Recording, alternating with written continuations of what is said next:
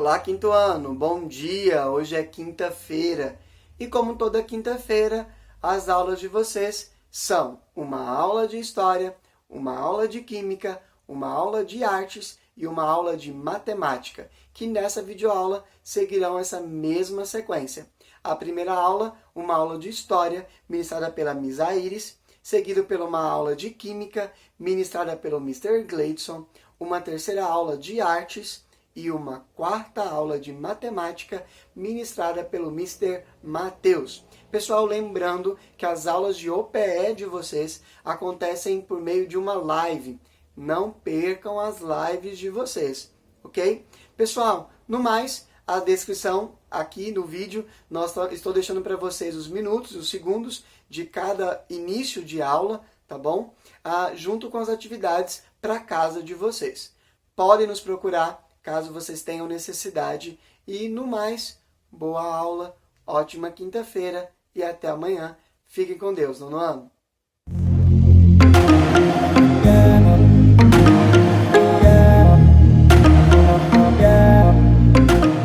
Nono ano, tudo bem com vocês? Então, hoje eu quero falar um pouquinho sobre o Holocausto, que foi uma parte da história bem difícil de ser contada, mas que a gente tem que contar para que não volte a acontecer, né? Acho que grande parte dos erros que nós cometemos, nós não voltamos a cometê-los porque a gente pensa nas consequências de quando cometemos a primeira vez. Então, eu quis começar com esse portão de entrada, porque nos portões de Auschwitz tá estampado essa frase que eu não me atrevo a ler em alemão, né? Mas enfim, é uma das maiores mentiras que o governo alemão já contou. Essa frase aí significa o trabalho liberta. Agora, que tipo de trabalho e liberta de quê? Não é mesmo? Mas por quê? Tem um porquê atrás dessa história de ter esta frase aí nos portões. Essa história que eles contavam era para que as pessoas, porque as pessoas na verdade elas não sabiam o que estavam fazendo ali, elas não sabiam o que iam enfrentar. O campo ele foi construído a princípio para 10 mil prisioneiros, para 10 mil trabalhadores, segundo eles, segundo o portão, né? E depois ele foi expandido para 20 mil. Até que ele ficou pequeno demais para a quantidade de prisioneiros. E aí eles fizeram um segundo. E olha a dimensão do segundo. O primeiro é esse de vermelho e o segundo é esse de amarelo. Muito, muito maior. Então, assim, um ficava próximo do outro, mais ou menos 2 quilômetros de distância. E o segundo, ele faz o primeiro parecer minúsculo, de tão vasto que ele é. Qualquer tipo de pessoa que fosse contra a base da moral alemã da época era considerado perigoso, aprisionado e levado para o campo de concentração. E o destino, na maioria das vezes, era a câmara de gás e o crematório. O campo de concentração de Auschwitz, ele é apenas um de dúzias. Aqui a imagem ficou pequena, mas são vários campos de concentração que foram construídos ao longo de todo o território que a Alemanha foi conquistando. Auschwitz foi o mais famoso porque ele era o maior, né? E durante a Segunda Guerra Mundial, estima-se que mais ou menos 1 milhão de pessoas morreram só em Auschwitz. E 90% dessas pessoas que eles exterminaram foram judeus. O propósito de conhecer essa história é entender como que um ser humano foi capaz de tanta atrocidade. Na verdade, sei lá, não dá para entender, né? Mas faz a gente elevar o nosso pensamento e pensar de forma crítica para tentarmos compreender que não, esse fato não pode acontecer, não pode se repetir nunca mais.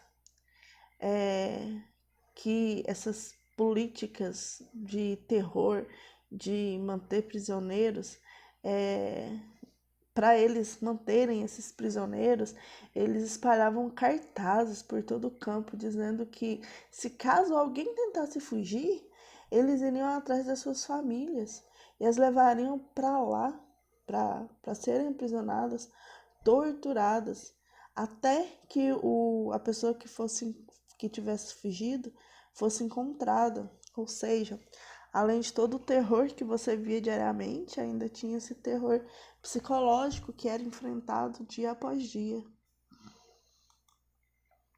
Aqui eu coloquei o transporte para vocês verem o tamanho da atrocidade. O transporte ele era feito em um vagão, vários vagões. Esse daí é um exemplo de como que eram esses vagões. Vocês estão vendo que a única entrada de ar são umas venezianas que tem do ladinho aí, são bem poucas. Ou seja, ele é todo fechado, todo lacrado. Então, as condições são subhumanas. Porque as pessoas elas estavam vivendo, além da aflição, ainda tinha a questão aí da falta de ar dentro do vagão. E esses vagões eram cheios, lotados de pessoas. E sem poder respirar, sem poder ir ao banheiro, sem se alimentar, ou seja, sem nenhum tipo de esperança. Era dessa forma que as pessoas eram transportadas para os campos. Eu vou colocar um videozinho aqui para a gente assistir, que ele traz um pouquinho aí dos horrores que foram praticados nos campos de concentração. Um conjunto de ações bastante cruéis acabou em uma das maiores tragédias da humanidade, torturando, humilhando e matando milhões de vítimas inocentes. Entre as experiências médicas, abusos, destruição familiar, escravidão e mortes sem explicação. A vida nos campos de concentração representava um verdadeiro inferno. Você sabia que alguns médicos nazistas chegavam a ter abajures feitos de pele humana decorando as casas deles? A maldade era tanta que essas pessoas, não consideradas brancas, puras e alemãs, eram capturadas e torturadas apenas pelo fato de existirem. Relembrando esse passado tenebroso, eu apresento hoje 7 coisas bizarras que os nazistas fizeram nos campos de concentração. Número 1. Tortura musical. Os nazistas eram tão frios e maldosos que até transformar música em armas de tortura eles conseguiram. Logo que um novo grupo de presos chegava no campo de concentração, eles eram recebidos por uma orquestra composta por outros prisioneiros, que tocavam um som bastante otimista.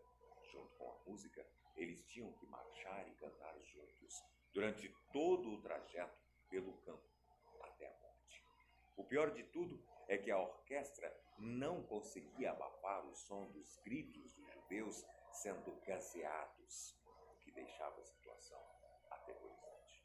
Número 2, trem da morte. Como já era de se esperar, mover milhares de pessoas para os campos de concentração não era nada fácil, e essa tarefa exigia um transporte de massa bastante eficiente. Nesse caso, os trens.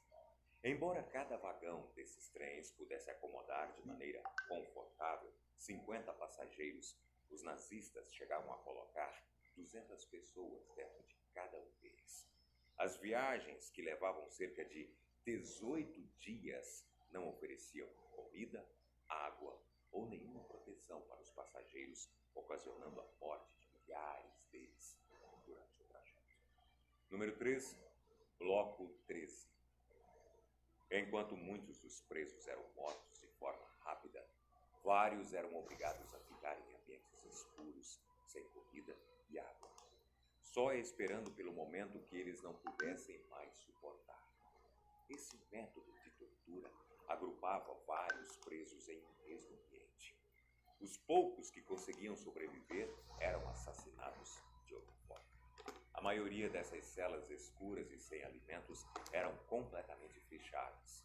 Só restavam aos presos aguardar o momento da morte. Número 4. Sonderkommando. Sonderkommando eram as pessoas encarregadas de tirar os cadáveres e limpar os principais locais de matança. Isso também incluía arrancar os dentes de ouro dos corpos e varrer as cinzas dos cadáveres. Os sujeitos com essas funções também eram prisioneiros e considerados uma ameaça. Por isso, não ficavam vivos por muito tempo. Eles logo eram mortos e a sua função substituída por outros presos. Frequentemente, uma das principais funções do Sonderkommando era descartar o corpo da pessoa que ele estava substituindo. Número 5. Experiências com humanos. Você sabia que grande parte dos registros contando exatamente o que os nazistas faziam com seus prisioneiros foi destruída? E por isso, ainda deve ter muita coisa que nós não fazemos nem ideia de que tenha acontecido por lá. Mas, se tem uma coisa que dá para ter certeza, é que essas pessoas foram submetidas a experimentações bizarras enquanto estavam nos campos de concentração. Por exemplo, você sabia que muitas delas foram submersas em águas bastante geladas para que se observasse os efeitos da hipotermia no corpo? Outros tinham venenos e produtos químicos injetados nas veias só para que os nazistas pudessem entender e testar a sua eficácia. Até procedimentos cirúrgicos sem o uso de anestesia foram realizados dentro dos campos de concentração, só pelo prazer de experimentar. É muita crueldade. Número 6. Fome. Também como forma de teste, milhares de prisioneiros, principalmente crianças, foram deixados totalmente sem alimentos para que os nazistas pudessem simplesmente testar a sua nutrição. Mas com os outros presos dos campos de concentração, a história não era tão diferente, não.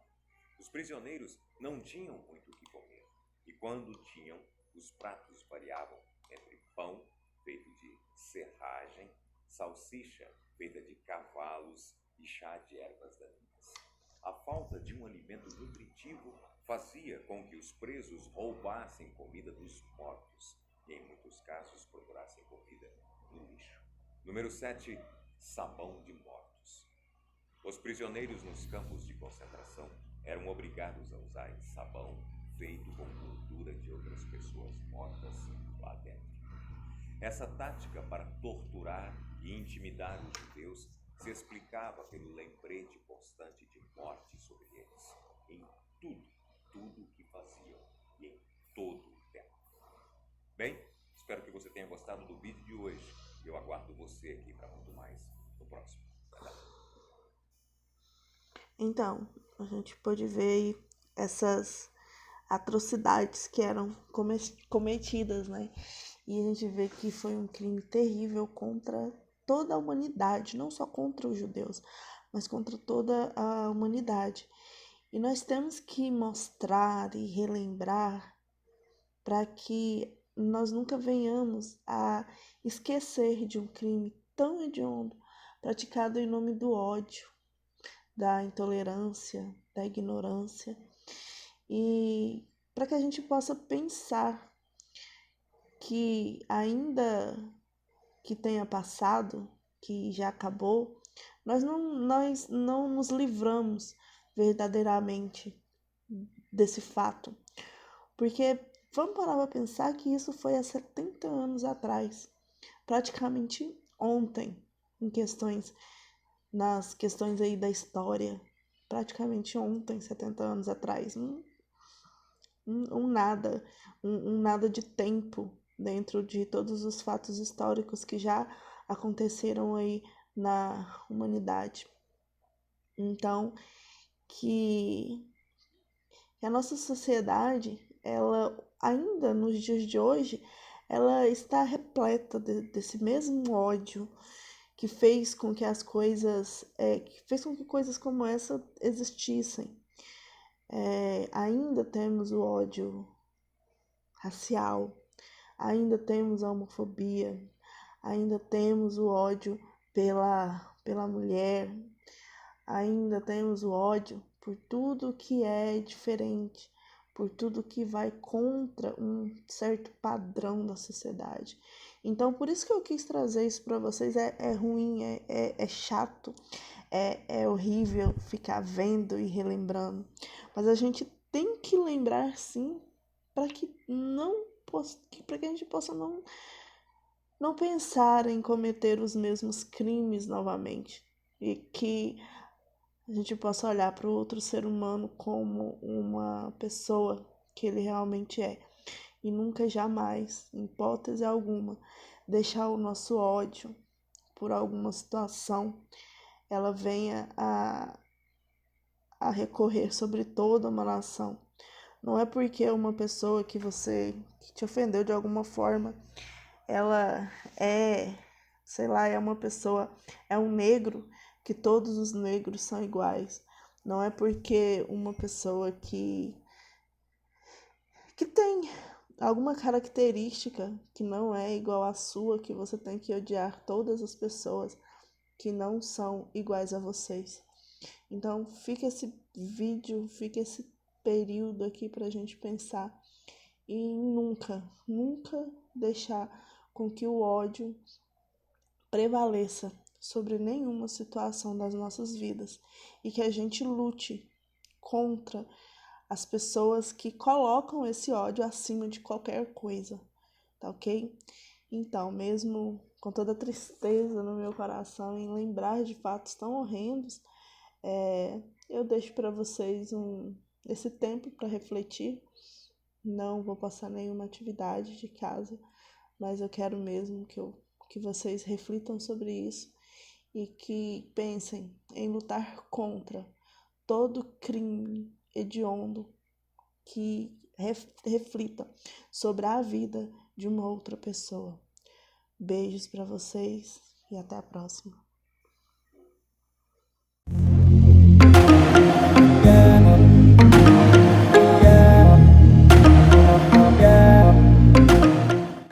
Nono, bom dia, boa tarde, boa noite, dependente da hora que vocês estiverem vendo esse vídeo. Acho que bom dia, né? Eu sei que vocês são alunos excelentes, acabam a live, vocês já vêm correndo aí assistir as videoaulas. E pessoal, só ajustar aqui a nossa câmera. Mais uma semana quase acabando, né? Hoje já é quinta, amanhã já é sexta e já é fim de semana de novo. E o que eu trouxe para hoje? Para hoje nós vamos fazer a correção daquelas atividades, até para a gente pontuar aí alguns erros que vocês tiveram nos exercícios.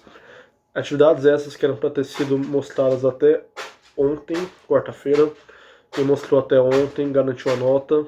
Quem não mostrou, fica assim a nota dessa atividade, mas teremos outras. E foram atividades assim, tranquilas, simples de fazer. Era para ser copiado no caderno, conforme as instruções, copiadas e respondidas no caderno mesmo. Aí eu vou botar aqui as questões, a gente vai corrigindo elas para vocês verem o que vocês acertaram, o que vocês erraram e tirar algumas dúvidas. Vamos lá para a questão. Como no slide fica um pouco pequeno, eu vou acompanhar aqui na minha folha. Então a questão número 1, pessoal, tinha um rótulo de uma garrafa de água mineral, certo? E a pergunta era, de acordo com o rótulo, é correto afirmar que a água mineral apresenta apenas átomos de oxigênio e de hidrogênio? Justifique sua resposta. Deixa eu configurar aqui isso. Pessoal, e aí vamos lá. O rótulo de água mineral, como eu já falei, a água mineral que nós consumimos, ela não tem só a água, só a molécula H2O. Essa é a água destilada, que é uma água geralmente usada em laboratório, usada para experiências e outros fins. Mas a água pura mesmo, chamada água destilada, ela não é própria para consumo. Para a água ela ficar apropriada para ser consumida, ela precisa de alguns outros minerais, de outras moléculas aí misturadas nessa água. E aí no rótulozinho pergunta se só tem átomos de hidrogênio e oxigênio nessa água. Justifique sua resposta. Então a resposta é não. Essa água ela não tem só moléculas de hidrogênio e oxigênio, não é só H2O. Afinal, segundo o rótulo, além de tudo isso, a água ainda conta com bário, estôncio, cálcio, magnésio, potássio, sódio, sulfato, bicarbonato, fluoreto, nitrato, cloreto, brometo.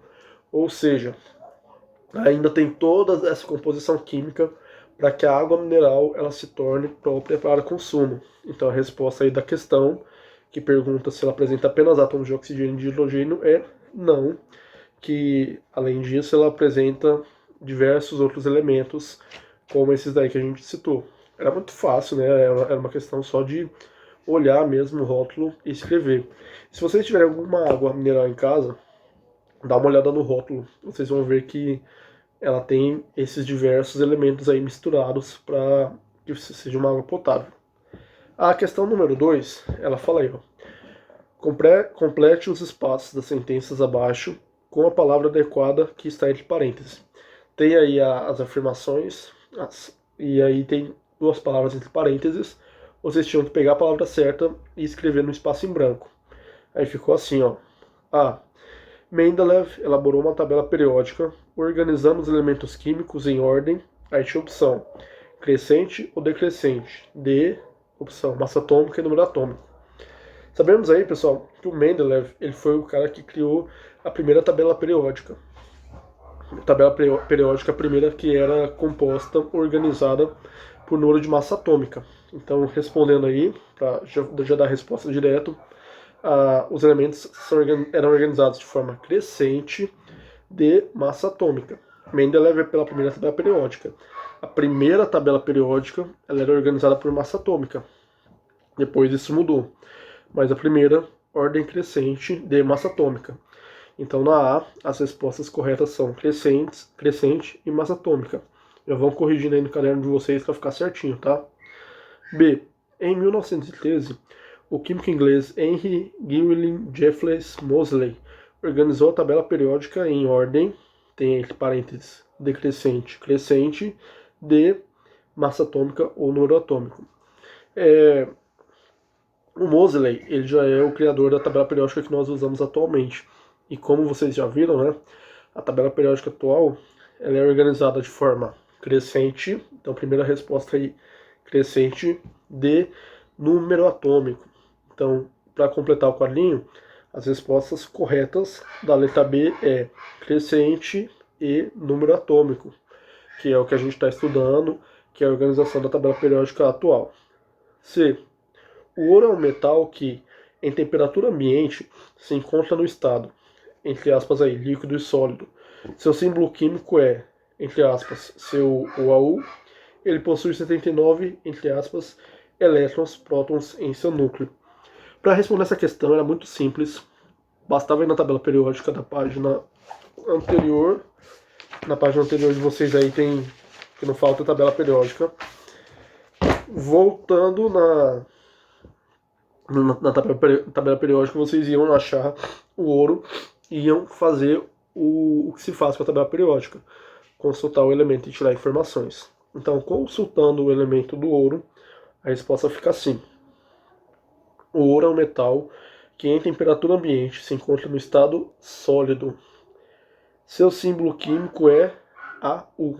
Cu é o símbolo do cobre. Ele possui 79 prótons em seu núcleo. Então, corrigindo a letra C, as respostas ficam sólido, AU e prótons. Bem tranquilo, bem facinho também. Letra D. O nitrogênio é um dos gases que compõem o ar atmosférico. O elemento químico nitrogênio é representado por P ou N. Possui massa atômica ou número atômico 7 e está situado no grupo período 15 e no grupo período 2. Mesma coisa para responder essa questão. Você ia achar o nitrogênio lá na tabela periódica e através do nitrogênio na tabela periódica você ia consultar e tirar essas informações aqui. Vamos ver como que ficou a letra D? A letra D ficou o seguinte, ó. O nitrogênio é um dos gases que compõem o ar atmosférico. O elemento químico é representado por N, letra N. Consultando a tabela periódica, vocês devem ter visto aí que a indicativa letra N. Possui número atômico 7, não massa atômica. Massa atômica dele é outra. Número atômico é 7 e está situada no grupo 15. Resposta é grupo 15. Lembrando que grupos são as colunas. Então ele está lá no grupo 15.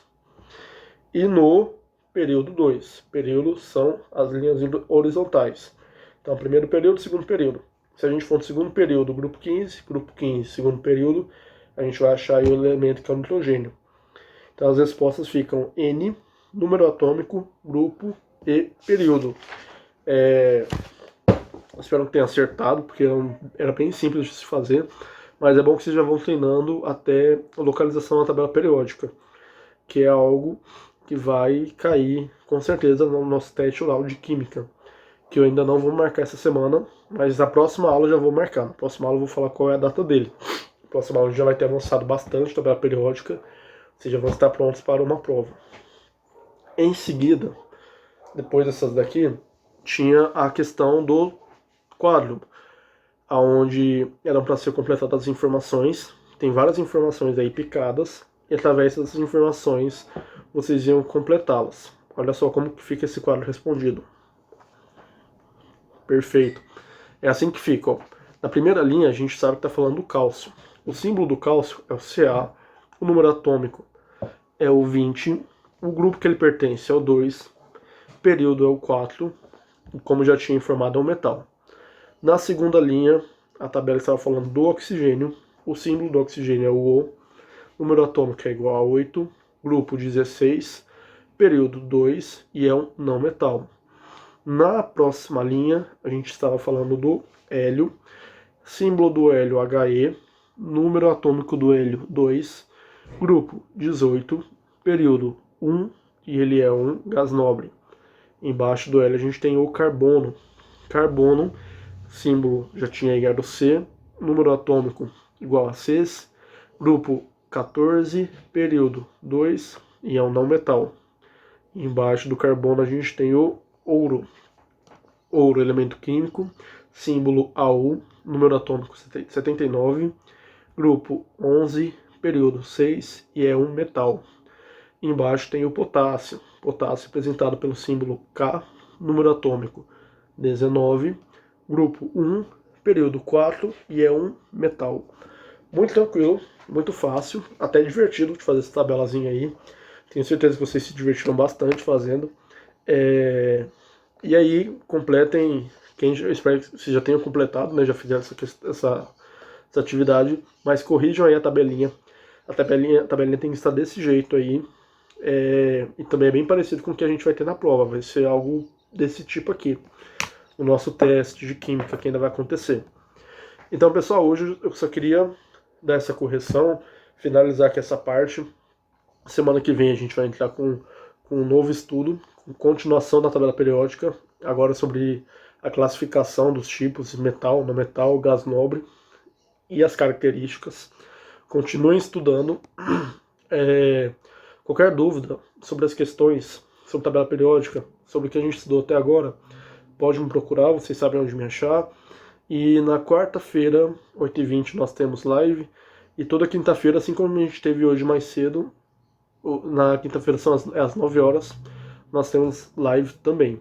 Espero vocês, como vocês sempre estão presentes, continuem presentes aí. Qualquer dúvida, só chamar aí. Um forte abraço, um ótimo final de semana que está chegando aí. E vejo vocês semana que vem. Tchau, tchau.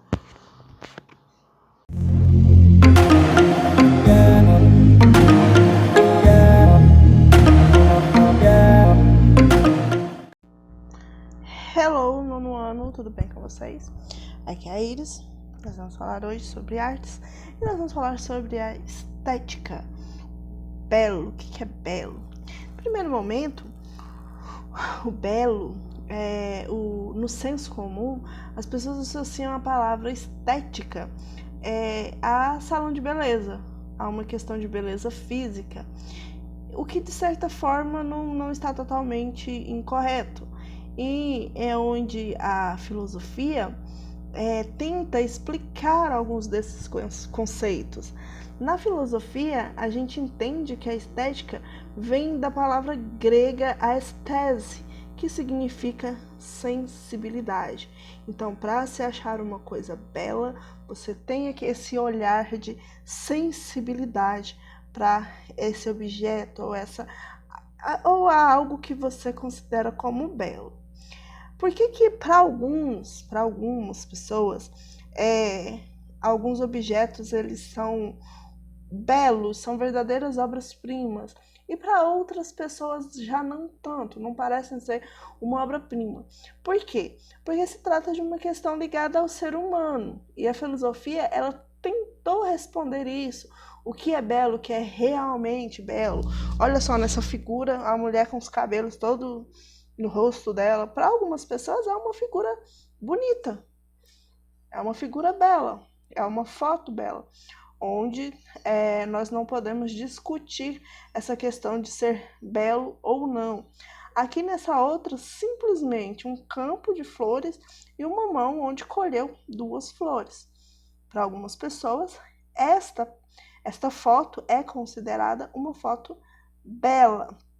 E aqui uma paisagem, um trilho dentro de um túnel que tem aí uma imagem ao fundo. Para algumas pessoas, essa paisagem é retratada como bela, para outras pessoas não.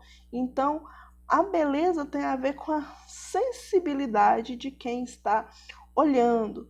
E essa estética, beleza, ela vem sendo discutida ao longo de toda a história humana, onde no período clássico, na filosofia clássica, nós vamos olhar aí então para 2 figuras bem clássicas filosóficas clássicas aí, que é o Platão e o Aristóteles. Então, para Platão, ele concebia o mundo de 2 formas. Tinham 2 mundos, um mundo sensível e um mundo inteligível. E o mundo sensível é aquele percebido pelos sentidos, que é a imitação de um mundo perfeito, que é o mundo das ideias. Para ele e para o Platão, o belo está associado ao mundo das ideias. O belo é o que é justo, o belo é o que é verdadeiro, e o belo é o que é bom. Ou seja, tudo isso, tudo que está ligado ao mundo ideal para Platão se aproximava aí da beleza. E para o Aristóteles? Para o Aristóteles, o belo estava associado à proporção, à clareza e à simetria. O belo é aquilo que não é desproporcional, é aquilo que se pode ser percebido de forma clara, que é simétrico, que é completo. Eu trouxe para exemplificar o que o Aristóteles fala, o Taj Mahal. Por quê? Se nós traçarmos uma linha vertical no Taj Mahal, a gente vai ver que esta é uma figura arquitetônica, uma obra arquitetônica totalmente simétrica. O que tem no lado direito tem também do lado esquerdo. Então, para Aristóteles, a simetria era o que fazia algo ser belo ou não. Dentro aí do medieval, dentro da filosofia medieval, eu separei 2 também, o Santo Agostinho e o Tomás de Aquino. Para Santo Agostinho, ele entendia que o belo é tudo aquilo que se aproxima do divino. Então, o belo é tudo que se aproxima de Deus. Quanto mais você se aproxima de Deus, mais belo você é. Quanto mais se aproxima de Deus, mais tem um reflexo do que é belo. E quanto mais você se aproxima aí da divindade, o belo vai se mostrando, vai se intensificando. Então, era nisso que o Agostinho acreditava. E o Tomás de Aquino, ele já pensava mais ou menos parecido com Aristóteles, porque ele também dizia, olha, Aristóteles está lá na Idade Clássica. O Agostinho já está na Idade medieval. E ele também acreditava que a beleza estava na simetria, o que é nítido, o que é claro. Ou seja, ele pensa da mesma forma que o Aristóteles pensava, que a beleza estava na simetria. Com o passar do tempo veio o Renascimento e nós temos aí os pensadores iluministas. Separei mais dois também. O Kant, que é um filósofo, que vai dizer que a característica do belo está no objeto do conhecimento. Ou seja, o belo é aquilo que é belo em si mesmo. Não depende da minha interpretação. O que é isso? Um exemplo, uma pessoa bela, ela tem que ser bela para todo mundo. No conceito do Kant, o belo é inquestionável. Se eu acho belo, todo mundo acha belo. Para Kant, uma coisa bela, ela era inquestionável. Aos olhos de todas as pessoas, essa figura, essa pessoa, esta obra seria bela. E um outro também é o Hegel. O Hegel, ele tem uns traços no romantismo. E ele vai dizer que o belo se manifesta com o espírito das épocas. Cada época tem o seu belo, cada época se manifesta o belo de forma diferente. É como dizer que cada época tem o seu próprio conceito de belo. Então eu trouxe para exemplificar sapatos. Olha só, nessa questão de época. Esse sapato era o sapato de Luís XV, que foi realmente o sapato mais cobiçado de em toda a França. Era um sapato invejável. Todo mundo queria ter um sapato que, na minha opinião, é feinho. Mas todo mundo foi o auge do momento. Hoje em dia, nos tempos de hoje, você olha para um sapato como este daqui e considera um sapato desse bonito. Óbvio que aos olhos de outras pessoas, outros tipos de sapatos são bonitos, mas não, todos estão dentro aí do belo. E quando a gente olha um sapato como este daqui, ele está novo, certo? Ele tem características de um sapato que nunca foi usado. Mas quando você olha para ele, você percebe que é um sapato antigo, que é um modelo antigo e um conceito antigo. Então, para o Hegel, é exatamente isso. O que é belo vai se transformando de acordo com a temporalidade, certo? Então, gostaram do que eu trouxe para vocês sobre essa questão da estética, a questão do que é belo? Então, vamos às atividades de vocês. Nessa atividade, vocês vão fazer para mim uma foto de algo que vocês consideram belo. O que é belo para vocês no seu olhar? Vocês vão mostrar para mim aí o seu olhar de beleza. Eu trouxe algumas fotos eu que fiz, outras fotos a Liris, mas assim que mostra coisas bem peculiares, algumas peculiares, outras nem tanto, que dá pra gente tirar beleza de várias coisas. Olha só, essa foto pra mim é uma foto bonita. A Liris que tirou essa foto e eu considero essa foto bonita por causa do fundo. É um monte de folha seca no chão, a perna com o pé sujo, mas é uma foto, quando você olha, você vê uma certa beleza nesta foto. Eu acho, né? Do meu ponto de vista. Essa outra foto aqui usou uma amiga dela com algumas flores na cabeça e um fundinho na grama verde. Só isso que foi usado. E temos aí uma foto bela também. Esta daqui eu tirei. É Amora. Pra mim, é uma bela foto. Uma foto do meu pé de Amora. Tem verde, tem amora madura, tem uma meio quase madurando e uma amora que ainda tá verde. Pra mim é considerada essa foto aqui é uma foto bela, tem beleza nesta foto. Aqui a foto de uma amiga que eu achei muito bela, belíssima, a paisagem na qual ela tirou essa foto, certo? Então essa daqui eu roubei essa foto aqui. Tem também essa outra foto que foi a amiga da Liris que tirou, olha, não tem nenhum efeito, nada assim, grandioso nessa foto. Mas é uma foto que quando você olha é uma foto bonita, Você vê a beleza, a estética, a harmonia presente dentro desta foto. Aqui essa foto foi a Liris também que tirou, onde o tempo, tá vendo? Acabou de tirar aqui. É uma foto onde ela tirou ali fora do templo, nublado, que a gente percebe aí esse equilíbrio na foto. É uma foto que pode ser considerada bela.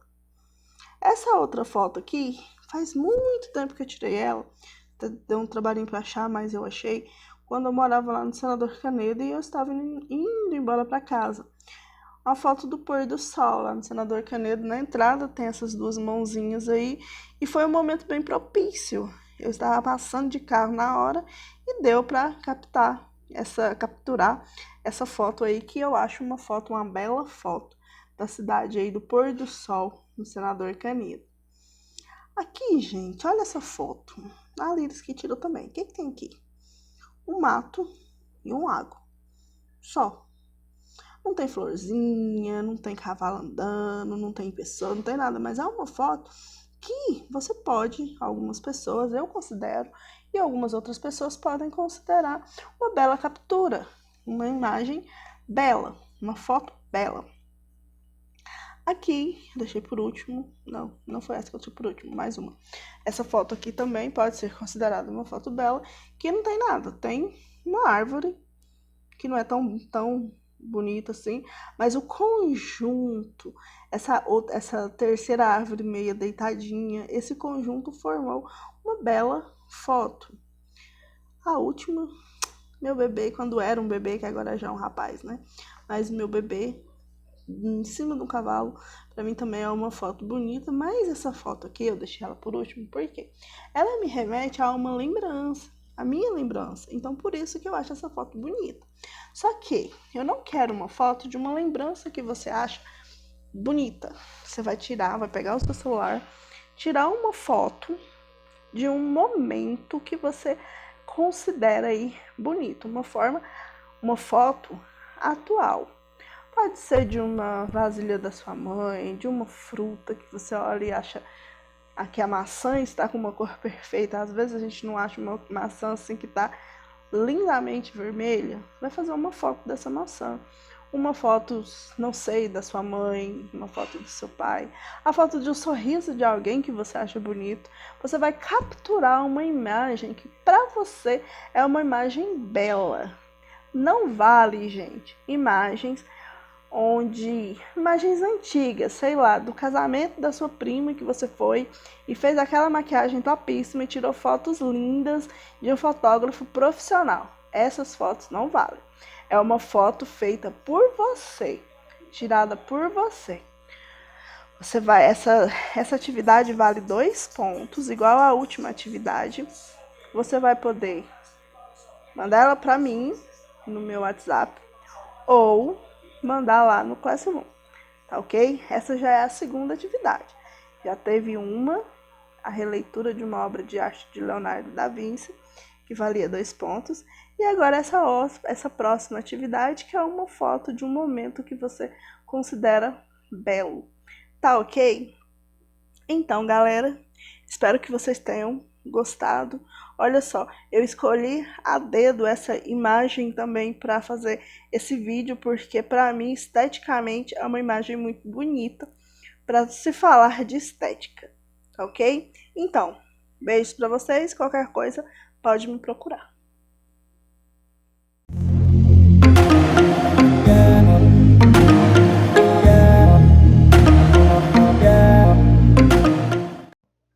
Fala galera, beleza? Joia, na aula de hoje a gente vai continuar com aquela parte de interseção com o eixo Y, tá? Conteúdo da página 38, o exercício. A gente vai fazer o número 3 juntos hoje, tá? E o número 4, beleza? Se der tempo. Então, ó, vamos fazer aqui o número 3. Deixa eu pôr aqui. Letra A. Na letra A a gente tem aí, ó, y é igual a 6x menos 1. O que ele pede para a gente? Para cada função determine o zero e as coordenadas do ponto em que o gráfico interseca o eixo y. Tá, primeiro, vamos descobrir o zero da função. Para a gente descobrir o zero da função, basta a gente igualar a função a zero, tá? Então vamos fazer aqui, ó. Primeiro, zero da função. Sempre vai ser assim. Primeiro a gente vai fazer o zero, depois a gente acha as coordenadas. Então, ó, vai ficar assim, ó. 0 é igual a 6x menos 1. Beleza? E aí agora vamos isolar o x, ó. O menos 1, ele está daqui, negativo, passa para lá, positivo. Vai ficar assim, ó. 1 igual a 6x.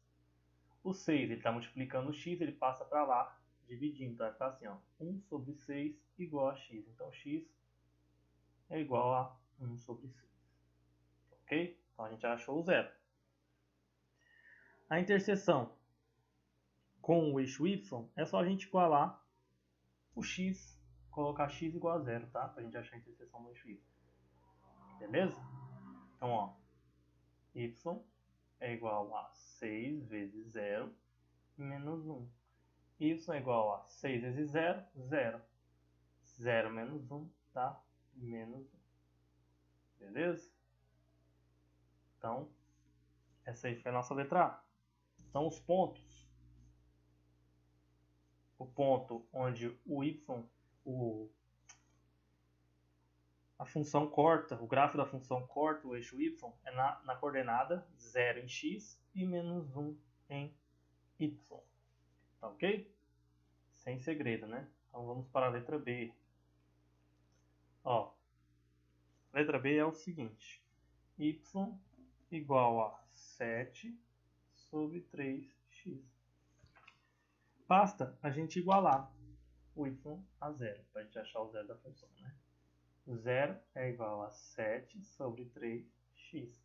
Então, ó, o 3 está dividindo, passa para lá, multiplicando. 3 vezes 0 dá 0, vai ficar igual a 7x. O 7 está multiplicando o x, passa para lá, dividindo, vai ficar x igual a 0. Então, nosso x deu 0.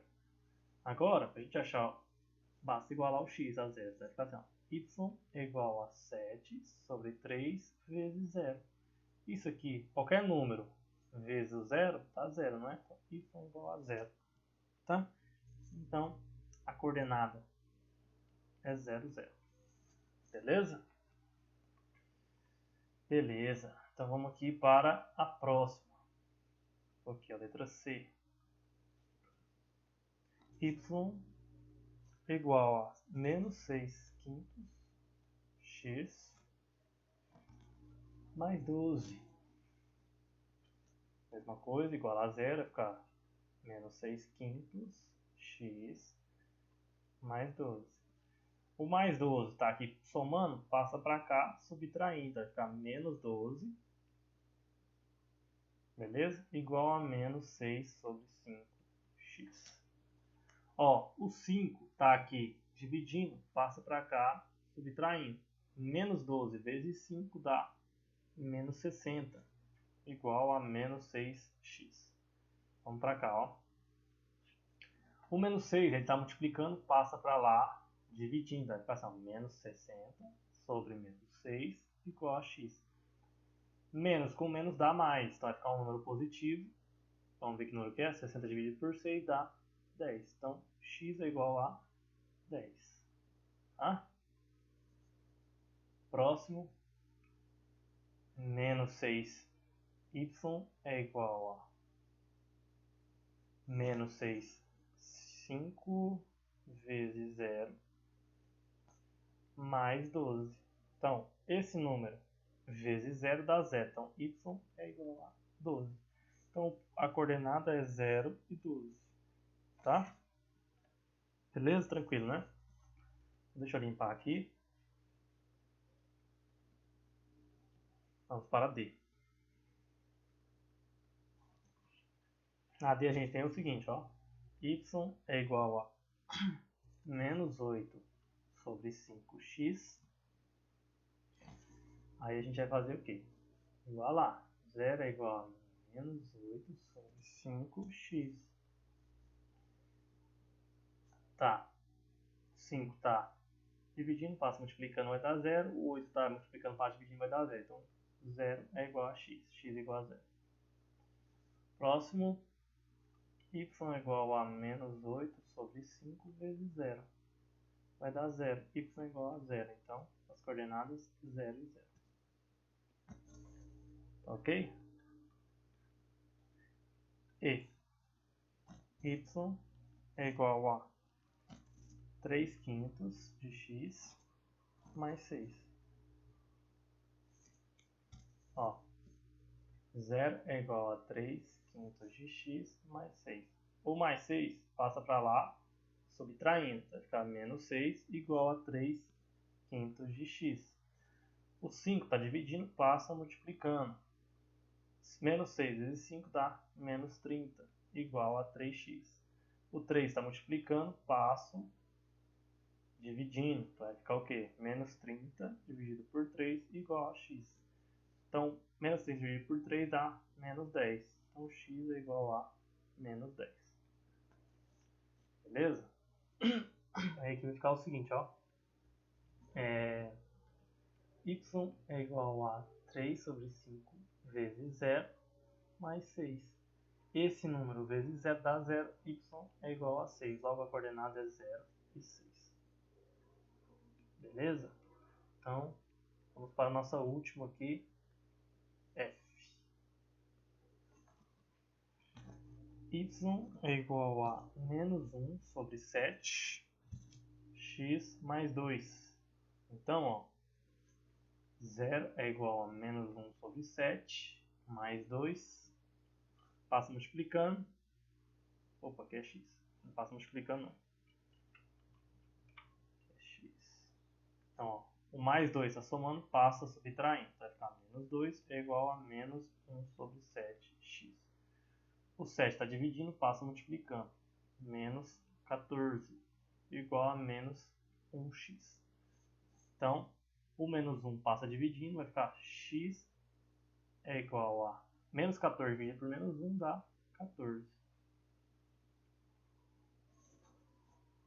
E por último, y é igual a menos 1 sobre 7 vezes 0 mais 2. Isso aqui vezes 0 dá 0, y é igual a 2. Coordenada 0 e 2. Beleza, gente? Tá, deixa eu ver quanto tempo já foi de aula. Acho que dá tempo a gente resolver esse. Vamos lá, ó. Vamos salvar. Número 4.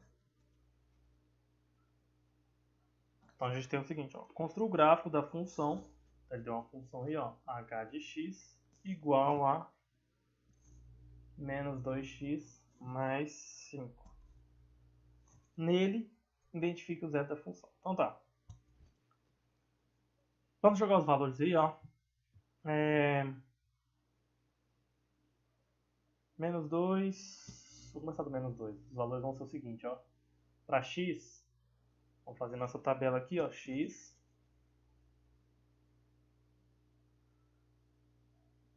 A continha aqui, né? 2x mais 5. E aqui o y. Então os valores vão ser assim, ó. Menos 2, menos 1, 0, 1 e 2. Tá? Aqui vamos jogar então os valores, ó. Para menos 2, vai ficar assim, ó. Menos 2 vezes menos 2 mais 5. Menos 2 vezes menos 2 dá 4, positivo. Mais 5 dá 9. Tá? Então, primeira coordenada aqui, ó. O gráfico. Menos 2 para x e 9 para y. Segundo, menos 2 vezes menos 1 mais 5. Menos 2 vezes menos 1 dá 2. 2 mais 5 dá 7. Então a segunda coordenada, menos 1 e 7.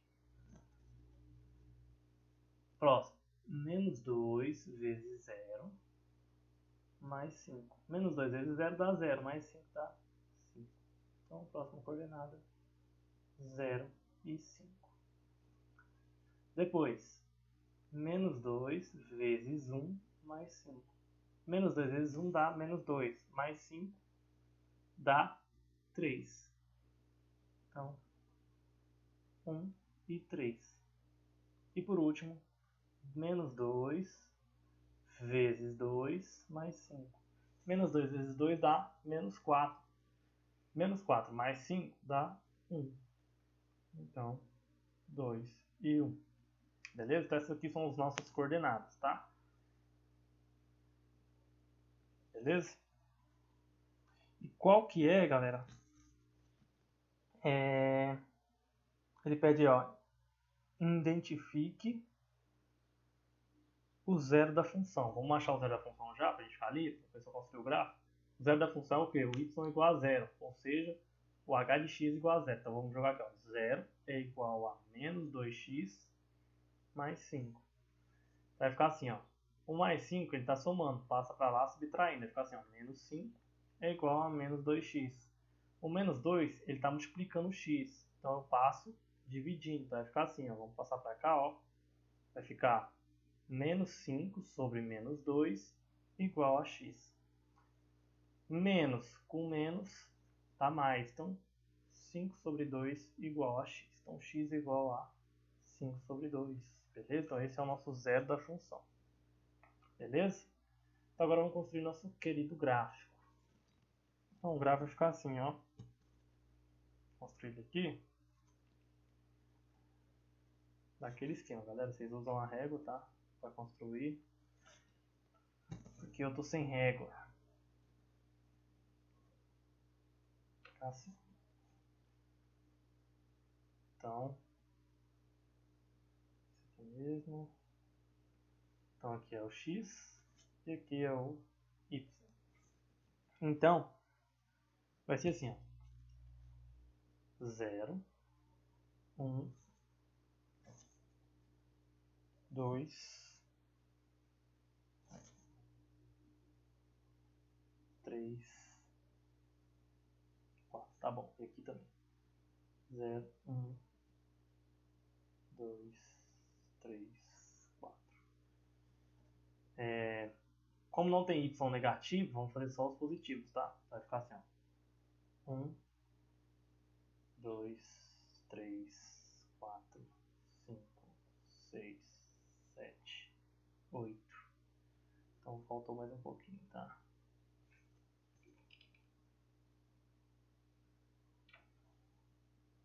Vou pôr o 9 lá na ponta. Lá na pontinha mesmo. Tá? Beleza? Então, ó. 1, 2, 3, 4, 5, 6, 7, 8, 9. E aqui 1, 2, 3, 4. E aqui menos 1, menos 2, menos 3, menos 4. Tá? Então, ó. Agora a gente vai ligar. Vamos ligar de outra cor aqui. Vamos ligar de azul. Vai ficar o seguinte, ó. Primeiro ponto. Menos 2 para x. Então é aqui. E 9. Então, vamos lá, ó. Ficar torto o meu, gente. Então, veio até aqui. Ligou. Então esse é o primeiro ponto, ó. Depois, menos 1 e 7. Então vem de novo, ó. Ó. E 7. É aqui. Depois, 0. Então o x está aqui no 0. E 5. Então é aqui, ó. Nosso terceiro ponto. Depois, 1 e 3. Então vem 1 e 3. Tá? Vem aqui. Depois vem 2 e 1. Então, e o 2 aqui. Tá? Então essa daqui, ó, vai ser a nossa reta. Opa. Tá, gente? Ela vai continuar aqui e vai continuar aqui também com o infinito. Beleza? Então é isso aí, galera. Essa foi a nossa aula. Espero que tenham gostado.